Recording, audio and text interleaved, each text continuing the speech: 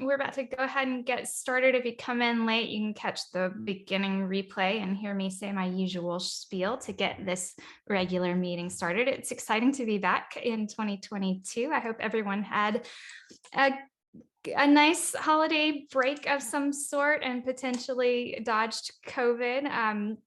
I think we're all dealing with it in some way, shape, or form. So for those of you who are able to join us today and are healthy, thank you. For those who are not, we hope to catch you next go round and appreciate all of your support in watching those replays and sharing your experience with subscription e-commerce selling with us. So I'm going to go ahead and introduce Austin Gardner-Smith. He is co-founder and president at Bainbridge, and he helps D2C e-commerce businesses get better at interpreting data and finances, which is something we at Simple Focus Software, the parent company of ARPU, like to call the money numbers. So we're going to get ready to talk about some money numbers today. As you know, this is not a promotional show in any way. This series is, we're here to answer questions. So the only thing you'll hear that even sounds like an ad right now is that this is brought to you by ARPU. Your upcoming shipment notifications should be making you more money. So tap into those 2-click upsells and 2-click delays if you are a recharge Shopify or BigCommerce seller. You can find out more at getarpu.com. All right, Austin, tell me a little bit about yourself, your background in the money numbers, and kind of what Bainbridge is all about, if you don't mind, so we can set the scene and get people ready to ask you some of the questions they'd like answered about subscription e-commerce financials. Yeah, sure. Thanks, Ashley. So my name is Austin Gardner-Smith. I am the co-founder and president at Bainbridge, as you mentioned. I took sort of an interesting career path to get here right out of school. Did a startup with some friends, was headed to graduate school after doing a little nonprofit work, stumbled into a couple of friends who were building something on the internet and thought, wow, this is really cool. So I stuck around and got some sort of my first taste of early stage startup life, waved to grad school and said, I'll see you later, which turned into see you never so far, at least. And did my first startup gig. So that was fascinating, learned how to code, built a consumer web product. We also built a blog alongside the consumer web product to market the product, because there was no sort of tech blog in Boston where I'm from. Turned out that the tech blog was the real product. We ended up, the blog sort of became very popular. And so that company ended up getting sold to a division of Advanced Publications, or Condé Nast, called Advanced Publications. So, and then had my first stint in sort of ad agency land. So when this thing called content marketing first started, I went to an agency. We had basically been selling promoted content sponsorships on the blog.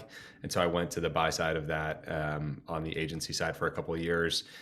And then I went to a company called Nanigans, which is where I met my current co-founder and where a lot of the genesis of Bainbridge happened. But we were building software for large-scale performance advertisers. So we worked with a lot of big companies. A lot of the big gaming companies were some of our first companies, but really quickly e-commerce became sort of our bread and butter. So had the opportunity to work with big e-commerce retailers like Wayfair and eBay and Zappos, but also worked with kind of almost everybody in, I call it like wave one of DTC. So Casper, Peloton, Harry's, Warby Parker, Bonobos, Glossier, you name them, they were customers. And that was really where the genesis of Bainbridge happened. So, fast forward a couple of years, Ben, my co-founder, and I, who was also at Nanigans, we had always kind of talked about, the opportunity that we saw at Nanigans, and we were ingesting shopping cart data. So we had our own pixel. So we were ingesting all of the purchase data from all of these companies, and we obviously had all of their ad spend data. And we were building lifetime value models for these companies to help them figure out what a customer might be worth, so that we could back into a Facebook bid, basically. And the beers discussion was always like, wow, there's this is really accurate. It's really working. It's kind of a shame that we're only using it to bid on Facebook ads. Like, isn't there so much more that we could do with it? So long story short, that led us to Bainbridge. The long story about Bainbridge, to sort of shorten it, is that data, in terms of bringing in data from the ad platforms, from the commerce platforms, from other places, bringing it together, and especially blending it with the financial aspect of the companies, allows us to basically drive forward predictions of revenue, allows us to help companies forecast their future cash needs and their balance sheet, allows us to help them forecast inventory, and allows us to help them figure out what kinds of capital are going to be the best fit. So, companies, we work with direct-to-consumer e-commerce companies. I know there's a couple in common between our customer bases, but typically between 1 and 50 million, so a fairly large range. We help them get their data into one place, do what we think are the right analyses on that data, and then connect that to the financial side of the house as well. So we have a complete financial modeling setup, and that financial model is back and forth into the data warehouse. And so it's a combination of the operational numbers and the money numbers, as you put it, to help give them a founder sort of a complete picture of what's going on in the business. Excellent. So this, I think, is one of like the most intimidating pieces of business, right? Is interpreting data and numbers and figuring out what can improve them. So I thought it might be interesting to kind of almost humanize this by asking you if you could give maybe examples. You don't have to tell us the companies, Sure. But specifically subscriptions as part of the model would be interesting. But examples of like things that you have figured out in D2C business financials, that aggregating this data and looking at those insights was able to show you. Sure. Because I feel like it can feel very like I'm standing back and I'm talking about numbers, but Sure. when it becomes like, well, it was the shipping costs that was impacting a thing that when we changed or tweaked this improved a bottom line, like that's where I start to actually understand and then go, okay, how would I apply this to my business? Yeah, absolutely. Well, let me start with something that I think most people will have a firm grasp on, that's not so esoteric, which is sort of the idea of CAC and lifetime value, right? So Great. I think those are pretty core concepts to most people who are focused on e-commerce, especially subscription e-commerce. And the CAC side of the world, we've done a lot of work on as an industry, right? Everyone sort of is very focused on ad spend and attribution and understanding how much I'm spending on my ads. In the LTV side of the world, there's been some work that's done, but not quite as much. So I think a lot of people come from a place where they're looking at ROAS numbers and things like that are really what we're talking about when you're talking about ROAS or ROI typically is the revenue that's generated from a certain customer. But when we talk about lifetime value of a customer and really understanding what they're worth to your business, you kind of have to go beyond revenue and start trying to get to some notion of profit broadly. And so what we've, focused on and what we believe is the right way to calculate LTV is actually not to look at the revenue that's generated by a customer, but to look at what we call the contribution profit, right? Which is, let's say you sell sweatshirts for $100, right? So you sell it to the customer at $100. Let's say it costs you $50 to make that sweatshirt before you do anything else. So right away, you're down to $50 that you've made off that customer after you take out the cost of goods sold. And now you've got to ship it to them. You've got to pay your 3PL to pick, pack, and fulfill. You've got to pay the 2.9% for Shopify and whatever VIG you're paying on Recharge or wherever else. And so how much do you actually have left that you can contribute to spending on a new customer, paying your overhead, paying your salary, and sort of doing that, right? And so that math is finance math, really, right? We call that contribution margin. You're working your way down the profit and loss or the income statement to get to that number. And so that's really the first big piece that we're helping a lot of companies with is figure out, okay, what is that actual true contribution profit per customer or per purchase? And that's where you have to really start to get a true sense of lifetime value. So, one tactical example of getting there, we were working with a company, not a subscription company, but a company with a very high repeat dynamic. And they hadn't done that math all the way, right? And they realized that between their gross profit, right, that $50 number after we take out the cost of goods, and that contribution profit, they were like, wow, that's a much bigger slice than we were expecting it to be. We're spending way too much, we think, on that fulfillment piece and the shipping piece. And so they were able to, because they have a better picture, they were able to dig in there. They found that they were getting charged this thing called accessorial fees, which I'm sure some of the audience is familiar with. We're able to negotiate those accessorial fees, drive their contribution margin up, their contribution profit up, and it saved them, almost $300,000 over the course of this year. And then that combined with a couple of other tweaks, we took their, margins from a place where they were losing money on a P&L basis, on a profit basis, to the point where they were making money. And that swing, when you actually translate that into next year's forecast, was over $2 million in terms of sort of like opportunity found. So that's the kind of analysis that can be done once you combine the operational data and the CAC data that we all know and love with the financial data to get a picture of, what is a customer really truly worth to the business, not just in terms of the revenue that they're going to spend with you.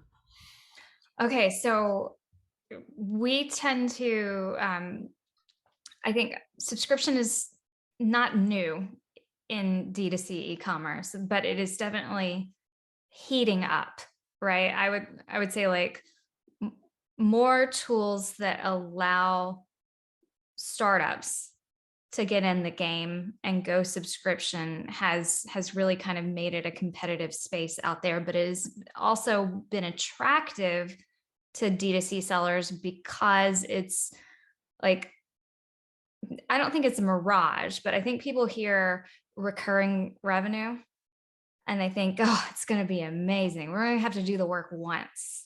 Right. And so I can imagine that when you start digging in to subscription models, you have to kind of isolate out and look at like the subscription business within the larger business and start doing that same thing with contribution profit, or was that the right term? Contribution. Yeah. Contribution margin is the percentage of contribution profit. Is basically take your contribution profit in dollars, divide it by your net revenue, and you get to contribution margin, which is just contribution profit as a percentage of revenue, basically. Okay. But I'm glad you went there. I mean, I think the first thing is like, okay, subscription, right? Subscription is good. Subscription is great. Recurring revenue. And you said, the reason for that is because we only have to do it once. We only have to acquire the customer one time in order to generate lots and lots of future revenue.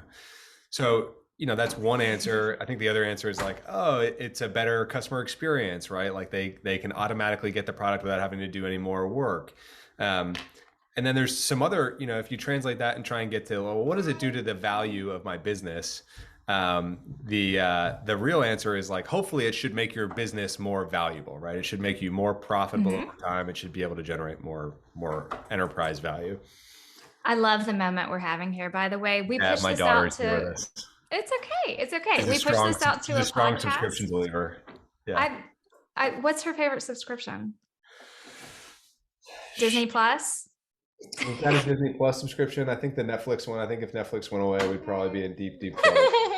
Just let her out of the room. I'll be right back. Not a problem. So for those listening later, because we do push this out to a podcast, one interesting lead up to today was Austin having to re-coordinate some of his childcare because of COVID. And so I promised him that we would do the thing that we always do over here at ARPU and Simple Focus Software and Subscription E-commerce Live, which is like play it by ear and be human. So yeah, we are very human. I like where you're going. What I get from what you just said is that sellers should not be deceived by the idea of MRR not requiring additional expenses. Those just start to get divided out on a monthly basis, like if you were doing good customer marketing, if you were doing some things that you hope are like surprise and delight, or putting some extra things in with that subscription, those are additional costs. There is a cost to retention, Yeah, I think there's a right? cost. There's a cost to every purchase that a customer makes, whether that purchase is the first purchase, a returning customer purchase that's not on subscription, or a subscription purchase, right? There are just certain costs that you can't avoid. So I think big takeaway number one is focus on the contribution dollars that come from a customer over time, not just the revenue, right? I think that's the number one, confluence of the numbers that are coming out of our ad platforms and our attribution platforms and our financial data. Which is you kind of have to haircut that revenue by a certain contribution profit, basically, to understand what's really happening to your business. Okay,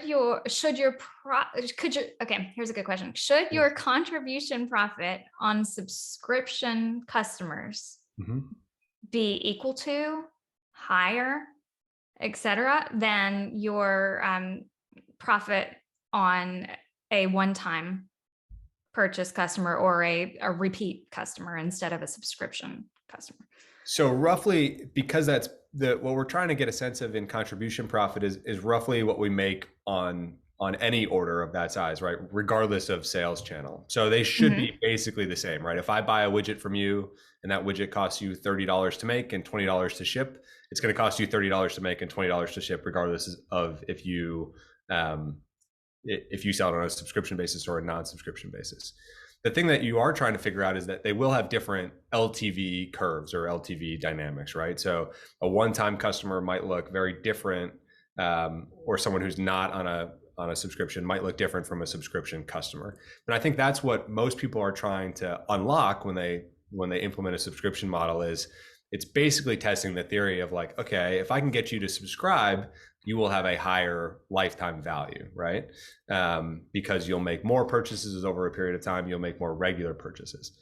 The other big thing that gets you is, or a subscription gets you, at least in theory, is much greater predictability and confidence in that LTV. So for a single customer who's coming back and is not compelled or is not on a subscription, we might be able to say, okay, we think that this customer will have a lifetime value of $400 over 36 months, right?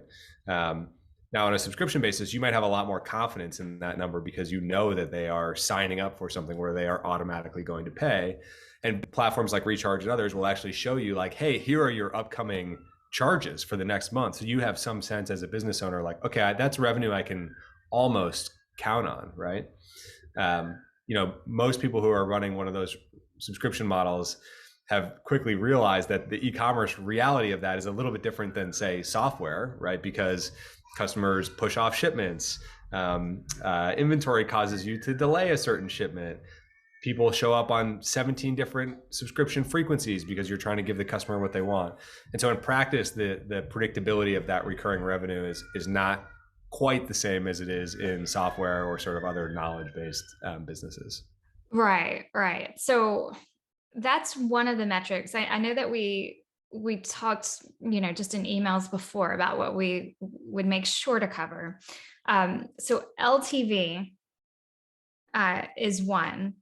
I would love if you have some other metrics that you want subscription merchants to know that they should be paying attention to. What might those be? Yeah, for sure. So LTV is a great one. The big takeaway I would ask your audience to really consider is LTV should be contribution dollars, right? So I've hammered that one home, I think now. The other big one is that LTV needs to be specific to a time period. And so saying the word LTV out loud really means nothing, right? We have to be specific about contribution. Like at Bainbridge, we try to be super specific about what we're talking about when we say that. So I've almost banned the phrase LTV because it's like, well, what are we really talking about? And so the right way to think about this to me is contribution dollars per customer over a certain period of time. So how many contribution dollars do you get from a customer over the first 3 months, 6 months, 9 months, 12 months, 24 months, right? And that requires cohort analysis, and basically tracking on a cohort by cohort basis. So that's a big one. And then the other one is that is actually an interesting and potentially more useful dynamic is payback period, because payback period takes into account the cost of the acquisition and that contribution margin over time, and sort of has an implicit time metric, right? Which helps you understand, like, okay, if I spend $50 to acquire a customer and they generate, $20 of contribution profit on purchase 1, another 20 on purchase 2, another 20 on purchase 3. At some point, you cross the threshold of being in the hole, and you've got your acquisition costs paid back. So that's the other big one that we actually think is, if you were to focus on only one, that would probably be the one. Interesting. Okay, so this leads into an interesting conversation.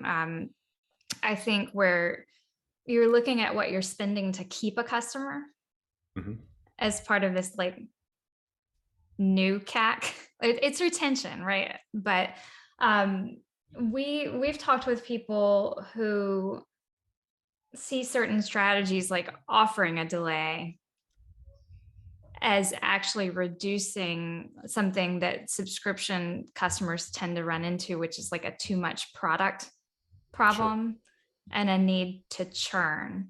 So we've been looking at, Nick might help. No, I remember what we called it. We're starting to look behind the scenes in the data and then eventually want to surface for merchants something we're calling like a retention. It's a delay retention rate. That's it. Nick knew. I just had to like rezone into it, because when you're making up a new metric, it's hard to remember, right? Like you've got contribution profit. I've got delay retention rate. But basically that is the percentage of customers or subscribers. Let's talk in the right words, actually. The percentage of subscribers who delay then have a successful charge after it. Got it. So then the line item there would be the cost you incur to make the delay possible for that customer. So I'm sure like those little things would stack in, but would love to get your take on something like that, because I mean we're like inventing a metric that's super specific to our tool, but I think could become specific to the subscription selling industry, which is like what at first we were like, oh, it's the ROI on delay, but it's not. It's what it saves you in the long haul kind of thing. Yeah, it makes a ton of sense to me. Look, those are some of the major levers that we know subscription merchants are being asked to pull, which is like, okay, can I get those delays to come back? Can I get those, can I win back those cancels, right? Those are sort of the second order things that will really drive the importance of that. A super interesting way, payback period would be a good metric as well to sort of say, okay, let's take a look at those people who did delay and say, if we're able to delay and then reactivate, what does their payback period look like? We're intrinsically pushing out that payback period a little bit if they delay by any period of time, right? But overall, they're going to blend out into some sort of a payback period that makes sense for the business and that makes sense for the customer. So I think the okay, thank you, sweetheart. The hard this is part, precious, by the way. Okay, so wait, but I want to back up. So the payback period metric would play in tandem with that delay retention rate, but it also plays into this discussion that we're having where in theory, subscription MRR is like a beautiful thing, but in reality, it's kind of a chaotic situation because there are lots of moving parts that actually aren't super stable, but at scale, once you can start to realize what you might be able to predict, that's where you can move from. I think that's right. And the beauty of a subscription model, as I mentioned before, is the predictability, right? So we can look at all of your cohorts, and I'm sure ARPU and other tools are doing this already, which is to look at all of your existing cohorts and say, okay, at time zero, the moment that you acquire a customer, by definition, 100% of customers make a purchase in that period. So if I want to look at all of my November customers, 100% of them made a purchase in November because that's when I acquired them. That's when they became a customer. In the period after that, so December or period 1 of their life, what percentage of them made a purchase? In period 2, what percentage of them made a purchase? In period 3, what percentage of them made a purchase? In period 4, right? So in software, you'd actually look at churn, right? So you'd look at the inverse of that, which is what percentage canceled, because the default is that everyone would repurchase. In e-commerce, you actually probably have to look at the positive number, which is what percentage made a repurchase or made a second subscription order or had a successful charge, right? And so that's the curve that we're tracking to actually look at payback period and importantly predict payback period into the future. And the reason to connect this back to the money numbers. Oftentimes we'll say, oh, we have a subscription model, like we therefore can predict an LTV of 36 months, right? We know how much money we're going to make off this customer over 3 years. And so that's how much we can go and afford to spend on our marketing channels to acquire this customer. This is a comedy of errors. It's totally okay. Look, if my puppy were up here or my children were home, I would be in the same situation. So yeah. So that's the challenge is everyone's trying to figure out what their CAC should be, right? And so if you have a long payback, or if you have a longer payback period, but a high LTV over 36 months, you might say, okay, I can go spend twice as much on Facebook. And that may be true. The challenge is when you translate that across a large set of customers, you're essentially in the hole on each one of those customers until you hit that payback period date, right? And now you say, okay, we're in the hole, maybe we're in the hole only $20 on each customer, but then you go acquire 100,000 customers where you're in the hole $20 all at once, and you've created this cash trough in your business. And so now you have to do either one of two things. You have to go raise money to fund that cash trough, or you need to slow your growth because you only have so much cash to fund, right? So that's sort of the challenge is you can get to the place where you believe that you're going to have great unit economics, right? My subscription will deliver amazing lifetime value if I can just keep these customers for 2 years. But your business may not survive to see those 2 years if you don't have enough cash to support that trough, basically. Okay, so here's an interesting is the CAC to LTV ratio of 1 to 3 still an industry benchmark, or is that a B2B thing that I was taught and in D2C with a subscription model wedged into it? Is that a sad ratio? Well, let's investigate it, right? Let me turn the tables a little bit, and let's use the 1 to 3, but let's call it $100 CAC and a $300 LTV, right?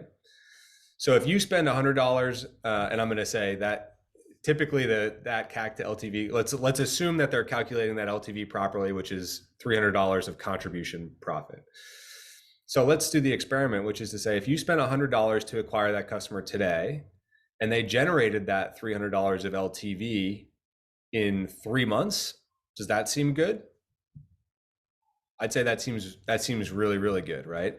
Now, if you spend that same $100 on CAC and they generate $300 of LTV, but it takes them 4 years to generate that 3 years of LTV, not so good, right?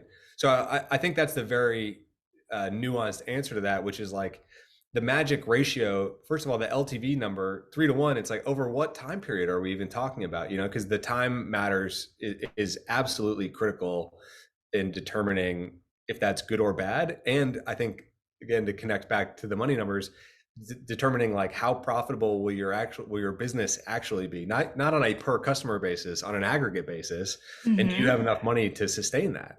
Because those are different questions. Right. And so then this leads into this is not necessarily a money numbers thing, but it's a thing that impacts the money numbers that I feel pretty strongly about.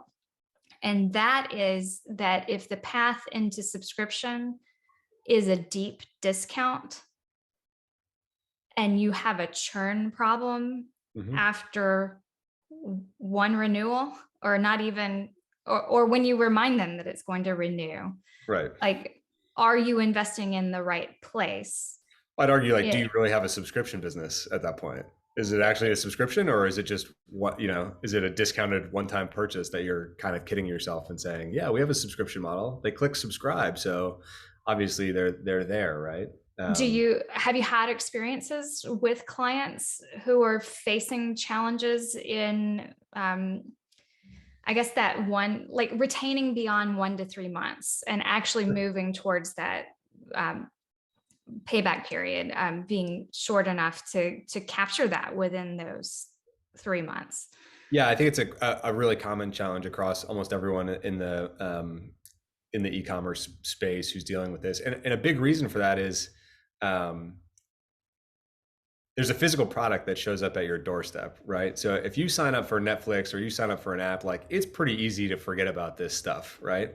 When you sign up for a subscription for coffee or for clothes or for a supplement or for whatever, right? That product shows up and reminds you that you signed up for a subscription. And if it's showing up, to your point earlier, too frequently or in too large a quantity or in something else, it's going to give you a really live signal that like, hey, maybe this wasn't such a great fit for you. So I think it's inherently more challenging for CPG and physical product companies than it is for anything that's selling an IP driven product. And that's a lot of the reason why I think the dynamics are different and people are starting to wake up to that a little bit more. But everyone has that problem of trying to say, okay, I want to get a customer to, we have a number of customers and we help them track this, that track. Okay, what percent of each cohort makes it to 2 orders? What percentage of each cohort makes it to 3 orders? What percentage of each cohort makes it to 4 orders? And then importantly, the time aspect, right? I'll keep coming back to this, but is, okay, what is the average time to second order? What is the average time to third order, right? How long does that take a customer to get there? Because that's really meaningful in terms of the cash impact to my business and to what it takes actually to run the company. Okay, so on your end, you are helping to aggregate the data and those numbers so that they can look and actually see like, hey, we've got a major problem because we're not hitting payback before people drop off the subscription. And then that in turn would become like one of these levers. Totally. And my husband and I had this discussion earlier about whether it should be pronounced lever or lever. And he said he says lever. Sounds like 100 times smarter. You should definitely go right. Well, it sounds like soap. Like Lever 2000. Lever soap. Yeah. Yes. And so I think lever is like technically the British pronunciation, but it sounds, is it? As with most it does pronunciations, it sounds amazing. I would go. It does.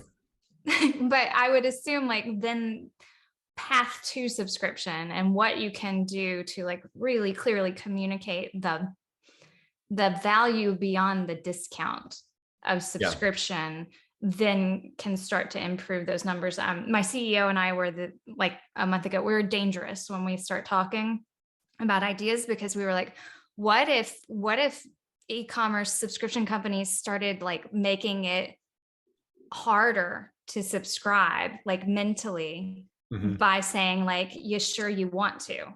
Like, we don't want you on this list unless you're like truly want a subscription, because if it's the discount you want, like go shop in this department. But like we just play out these scenarios in our minds of what the cost of subscribing before you're ready to be a subscriber might be. We've had this discussion with a number of our clients. It's a super hard problem to solve because like the flip side of me saying, do you even have a subscription business if someone signs up to make a purchase and then cancels after that first purchase, or signs up for a subscription and cancels? It's like, well, is that so bad? Like, aren't they just a regular e-commerce customer at that point? Like, what's really the downside? And so there's really 2 ways to think about it, and you should evaluate both lenses, which is, is it easier to get someone to make a one-time purchase and then convert to a subscriber, or is it more likely that I push them to become a subscriber and they churn? And like, how do you play out the opportunity cost of those 2 approaches? Or the brands that go the trial route, like the free trial on physical products fascinates me. Have you worked with any that have invested in that? It seems so scary to me. Yeah, I would not. I mean, I think it totally depends on your, to go another money and numbers layer. It totally depends on your cost of goods, right? If you have a very small cost of goods, And so sending a free product to someone is basically, you kind of, in my mind, would 100% have to think about that as a cost of acquisition, basically. So you're paying Google the $70, and then you're also paying the additional $25 to send that first free product. That would be the way I would try and back that out from a numbers perspective to see if it worked. But yes, that's because when you think about free as well. Yeah. Well, when you think about free trial in B2B, it's like, well, we're doing a trial because it's cheaper than all the advertising we might have to do, right? So yeah, lots of fun to play with in there. Okay, so which levers, in addition to like changing how you're marketing, right, can you pull to maximize value in a D2C e-commerce business? And this, I think I want to open up to you to be within or outside of subscriptions. Yeah, it's a super interesting question. There's basically, and again, I think it goes back to everyone in our industry has been incredibly focused on CAC, right? So lever number one, most obvious lever is like, well, I'll just lower my cost of acquisition and I'll try and pull that lever. For almost everybody, there's a floor for that lever, right? So I think that's one to think about. But as we move down the customer life cycle, and trying to think about maximizing that contribution profit, one thing that is obvious but is almost never or is rarely pulled, I think, out of fear from a lot of founders, is raising prices, right? So that's one other lever that you can have, is there's almost always headroom to raise prices beyond a level where you're comfortable with. Now, I'm not saying go out willy-nilly and just raise prices 10% across the board. There's lots of nuance on pricing strategy and how to do that correctly. But I think because people are so focused on CAC, they're like, well, if I raise my prices $5, my conversion rate's going to drop, and then my CAC is going to go up, and all these different things. And a lot of times what you see in practice is people do that. They see a temporary dip in conversion rate, and then it kind of like comes right back, right, to where it was. And so raising prices, I think, is a highly underestimated lever. The next thing, sort of marching down the P&L, I think there's often room in that variable cost bucket. So what I spoke to before about shipping costs, fulfillment, packaging, things like that. Now, these are places that are not sexy, and they're often not the first place that people look. And I think sometimes people get caught up in a lot of the D2C Twitter kind of like customer experience conversation, and it's all about unboxing, and I won't discount that at all. I think it's incredibly important to create a great customer experience, but saving a little bit of money in that bucket can make a big difference in the bottom line. So that's another one. The other place you talked about discounts. So like less tissue paper. Less tissue paper, or just digging in and paying enough attention to realize that FedEx is charging you accessorial fees that you don't need, right? And so renegotiating with your carriers, being a little bit of a stickler on that, trying to find the best 3PL, or at a certain scale, starting to think about bringing fulfillment in-house. We've seen, we have one customer who's a subscription customer who basically went from negative 11% net income to upwards of 20% net income by changing their supplier and actually bringing fulfillment in-house. So there's certain things that are, that's a big scary thing to bite off, but like that does sound scary. In terms of the profit swing, I mean, it's massive. It's an incredible thing, and it can create great amounts of freedom and really juice your valuation if you're able to do it correctly. Another one is not many people measure this, and this is a money number, but is the difference between your gross profit and your gross sales and your net revenue. So we take out discounts and returns, as well as including shipping costs and taking out and taxes collected from customers. So charging customers a little bit for shipping sometimes, right, can make a huge difference in that swing and take you from, if the customer is purchasing at $100 and you're after a discount code and after after giving away free shipping and things like that, right, you're capturing maybe 94 of those dollars. Well, maybe you can add $1, even a nominal cost for shipping, add $1 for shipping. So you're up to 101. Now you're at 95. You can reduce those discounts. Now, instead of capturing 91 or $94, you can capture $95, $96 on every purchase. And that gets dropped straight to the bottom line of your business, right? So these little things that are, high up on the P&L, to use finance speak, can drop dollars all the way down. So those are, I would say, the top 2 or 3 sort of like overlooked places where you can really make a difference in your overall profitability. I like it. Okay, so that kind of went into our last topic that we promoted, at least, which was how changes and improvements can actually impact the bottom line and the balance sheet. So I want to, if anyone, I don't see any questions in the chat yet, but Seth sometimes has them come in privately. So if you have any, let us know, Seth. If you want to ask a question, now's the time. We've got a few more minutes with Austin. I'm so excited that you joined us today. And I'm also so excited how real you are and how capable you are of talking money numbers while there's a toddler in the room, because I don't know if I could handle it so gracefully. So yeah, we're making some jewelry right now. You know, potentially an e-commerce business in the making. We've got a headband going over here, so we've got, you know, nice. we're industrious. I like it. One thing that you mentioned, you know how you have these thoughts and you're like, no, I'm not going to disrupt this conversation to add this point. But you were talking about bringing shipping in-house. And at one point in time in my life, my husband and I were running an auction business for physical goods, specifically small collectibles. But sometimes that was Star Wars stuff, and sometimes that was like Civil War, Revolutionary War, like all kinds of stuff. Like cannonballs were being shipped cross country. Yeah. And this was going on in the first floor of my house. So like I didn't think about it at the time because we were just running an auction business, but fulfillment was definitely going on in-house in that situation because we were doing online and in-person auctions, and like 85% of it would get bought by the online bidders. Sure. And we would go, oh, every time someone bought online, we're like, oh. So it's possible, but I see a lot of conversations in some of the Facebook groups I'm in for like the subscription box crowd. Yep. And I think there's definitely a point in time at which it's possible. It feels like there's a lot of discussion around finding fulfillment that does more better. Yeah. Kind of like seems like the right way to phrase that. But beyond that, would love for you to kind of tell people how to get more answers from you and Bainbridge, and just kind of exactly.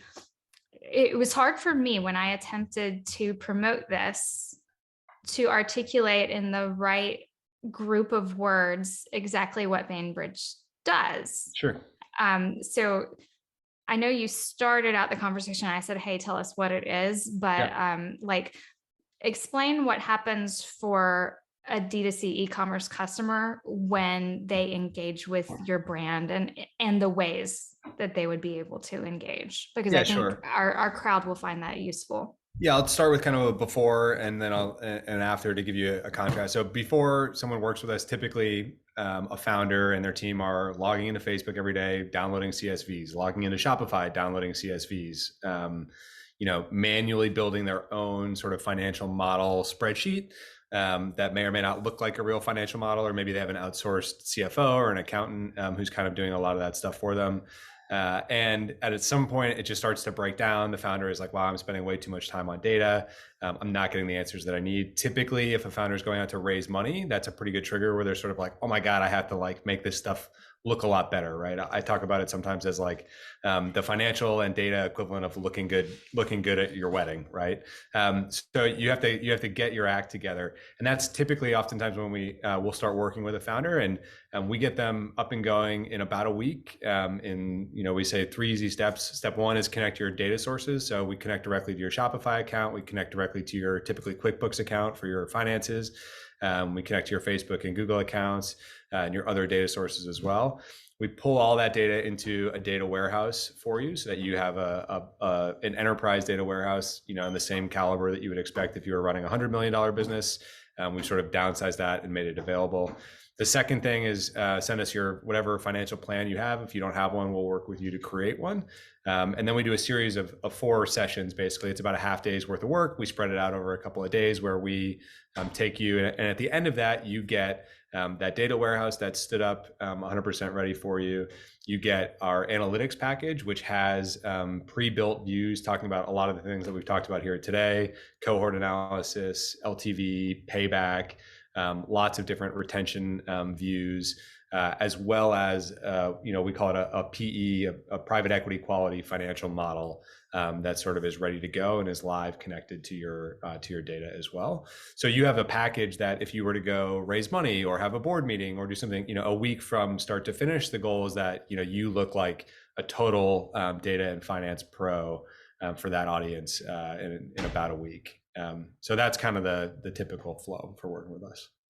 Excellent.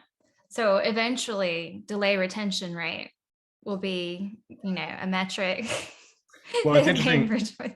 Yeah, look, I mean, a lot of the beauty of that data warehouse piece that we're doing is, a lot of people, no matter what dashboards we put together, it's almost impossible that we could answer every single question for every single customer, right? And so part of building that is we have a relatively open philosophy around that. So there's a lot of hard work actually done in terms of, we call it in software land like ETL, right? Getting the data out, extract, transform, load, getting the data out of Facebook and into a data warehouse that owns that you own. And then there's an even bigger amount of work to say like, okay, the spreadsheet, if you will, or the data that comes out of Facebook and Google and Shopify, they all have different column names. They all have different, ways of doing those metrics. And so the transform of that data into a usable table is really hard. So we do all that work for you. And then if you want to just get to that point, right, we have these applications and these views that sit on top of that. But we allow our customers direct access to that data set as well. So if they want to run their own, if they have a data analyst on their team and they want to turn that data analyst loose we give them that clean set of data to do the queries that they want. If they want to use us to help create some ad hoc queries or create some custom views, we'll do that for them. And then, God forbid they ever need to leave us for whatever reason, they can take that entire data stack with them and do something else with it. They can plug in a different business intelligence layer on top of it. So that's sort of our philosophy around, we want to democratize that data setup for companies, as small as $1 to $5 million, where that typically hasn't been available or has been cost prohibitive until you're at that, $50 million mark. Right, because it's kind of like a chicken or the egg situation. Like, at what point should I be able to understand my data and my numbers? Oh, once you've hit this certain number in revenue. Yeah, and I think that's crazy, right? You should be able to, and you can do it now, but you have to do it manually. You have to be, as a founder, when you have 17 other things on your plate, basically, going in, and the old joke that like the export to CSV button is the most popular button in every piece of software. Most founders feel that pain, I think, especially in this space. And there's no reason, if you're an e-commerce company and you sell shoes or watches or coffee or pillows, that you should be building an in-house expertise in data engineering. It's just not a core competency, and so all these companies are recreating the wheel, and we want to help solve that problem. Excellent. Okay, well, we might have to connect with you as we continue. We have some big plans for on our roadmap over the next year to continue to improve the analytics that are being reported within our software, and kind of understanding what would be helpful. So there might even be some endpoints for those overlap customers that would be useful to connect.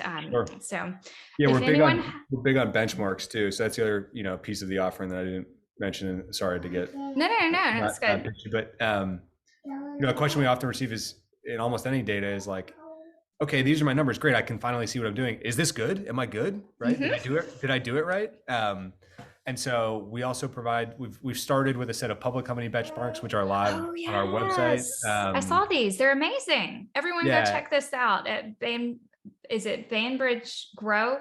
BainbridgeGrowth.com/D2C benchmarks. If you just Google D2C benchmarks, we're the #1 search results. You can find us that way.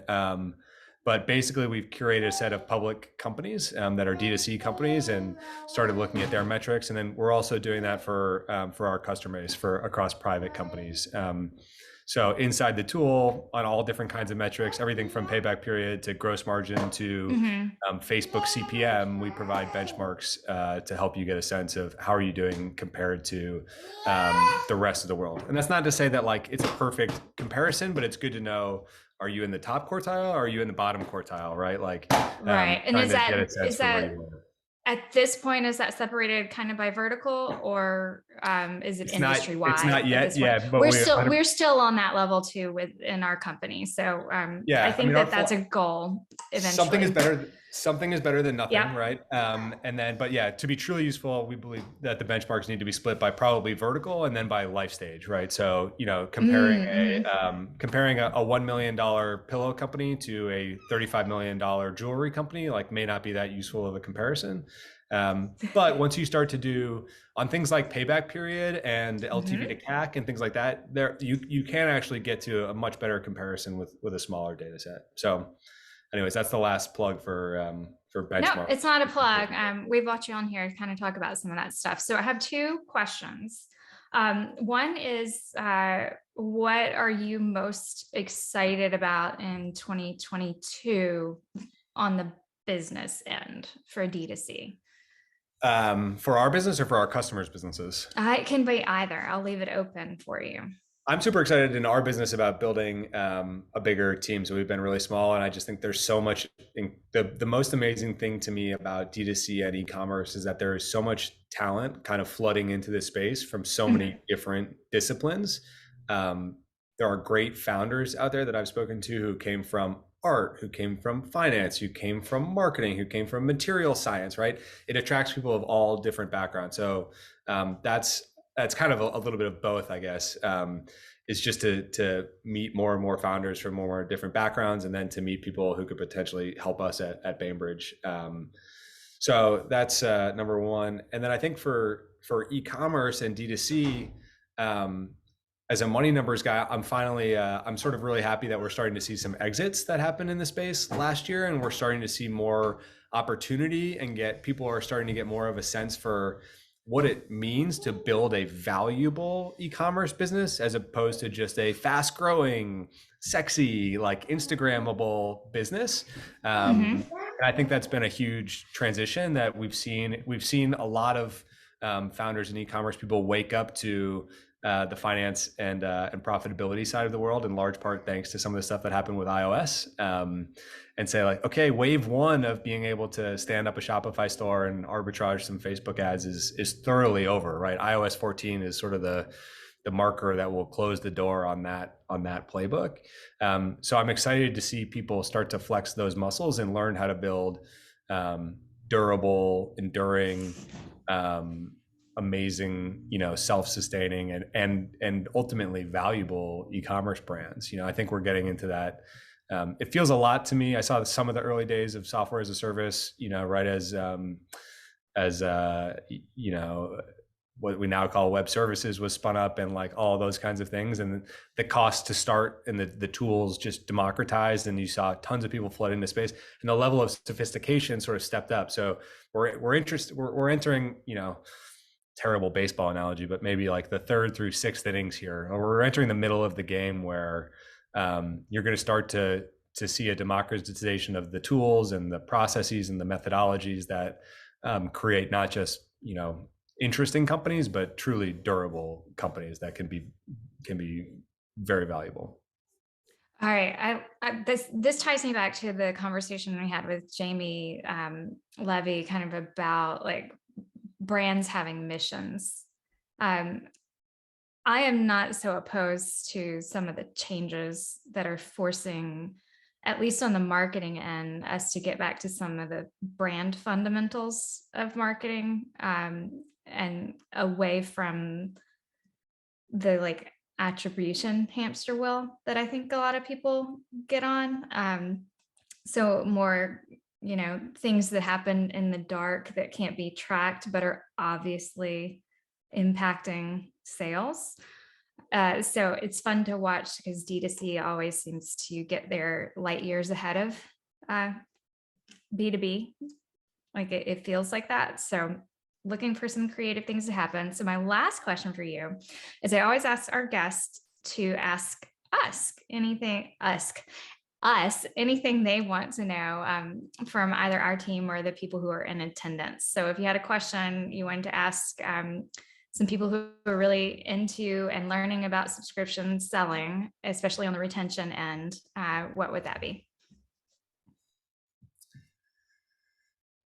What are the businesses that should never try subscription?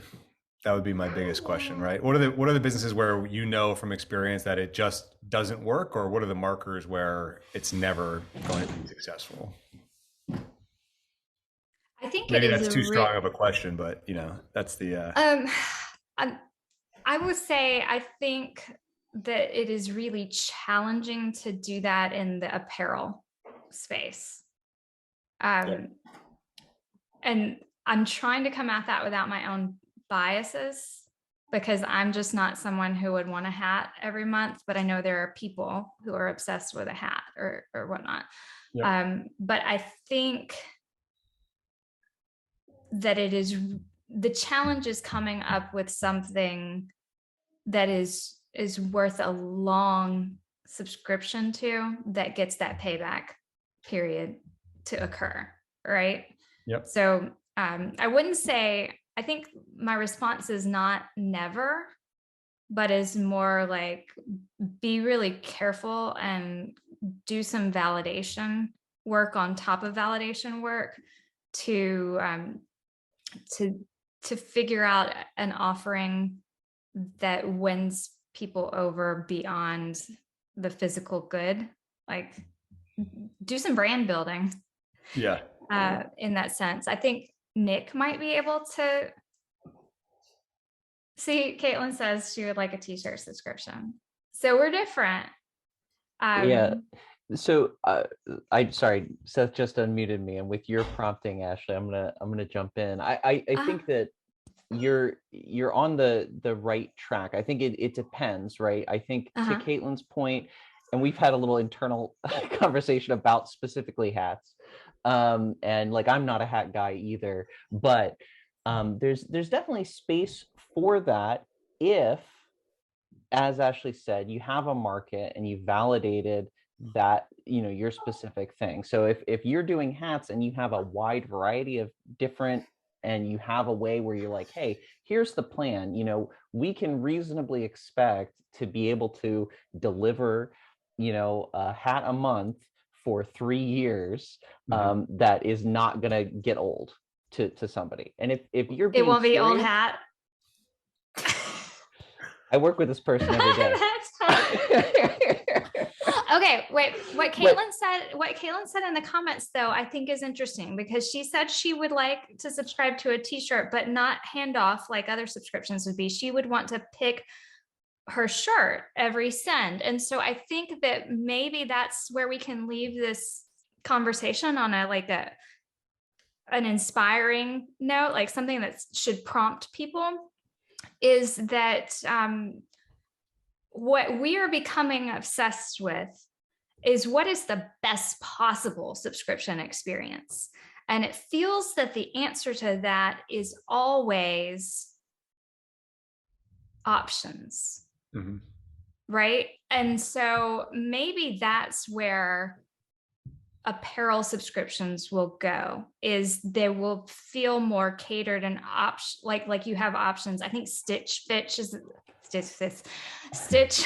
is a good example of someone who figured out how to like kind of take that Zappos return it if it doesn't work philosophy and put it there, but that feels highly custom and catered, right? Yes. And so maybe that's the challenge to D2C brands, is to find the intersection of a healthy contribution profit with as highly customizable of an option that you can provide, and like using tools that make that subscription an experience versus just a thing that comes every month.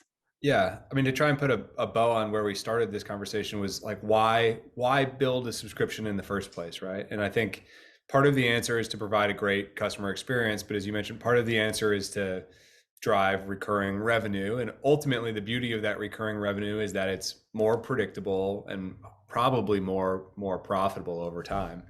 So, that's the end goal. The question is, how do you deliver it? And I think you're right that customer experience is always the piece, but it will actually make the business of making that predictability question is hard, right? Because the more flexible, the less predictable, and there's a trade-off there from the business standpoint. So I think that's a key question, and it seems likely to me that in D2C ecom,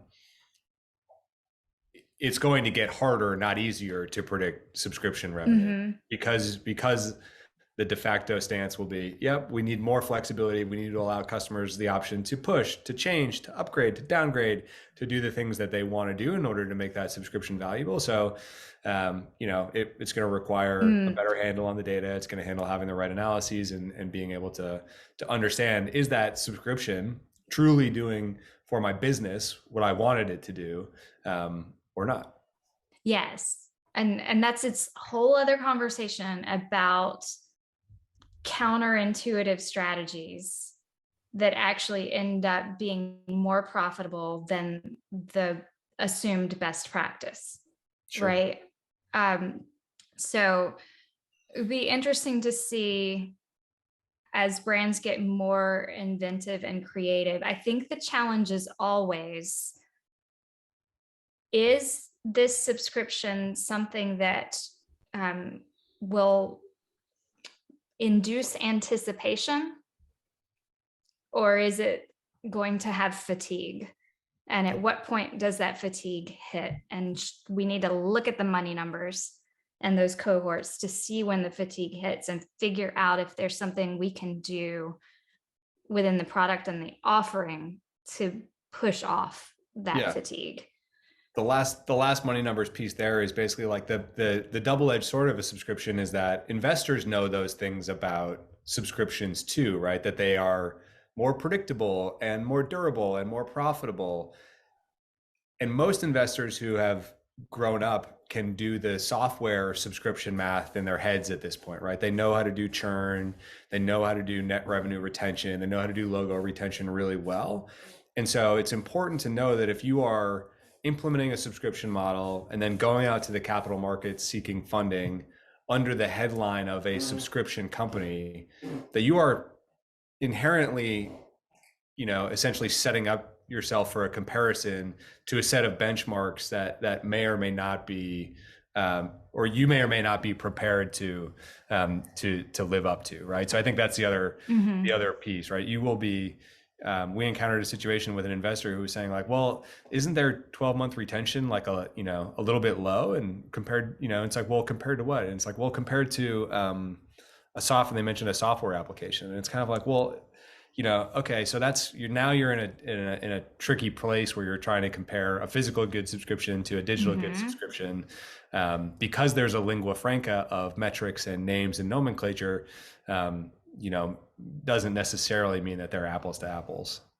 All right. So it's almost like you need the benchmarks report to communicate to that crowd SaaS benchmarks, ecom benchmarks, and to kind of start helping them across that bridge from the words they know, but their tweaked meanings in a new universe. I think that's right. It's kind of like when you move from radio to TV, they just put a guy on TV reading the news, right? So like it's the same. We're translating a set of measurements, metrics, concepts that are largely being translated from software, and we're trying to apply those to CPG, right? To a business that's fundamentally consumer products oriented. And I think we're in this transitional phase where we're starting to realize that it's not, there's a lot of similarities, but it's not the same. And so I think that's going to be an interesting phase for subscription brands, subscription providers, all kinds of stuff over the next little bit here.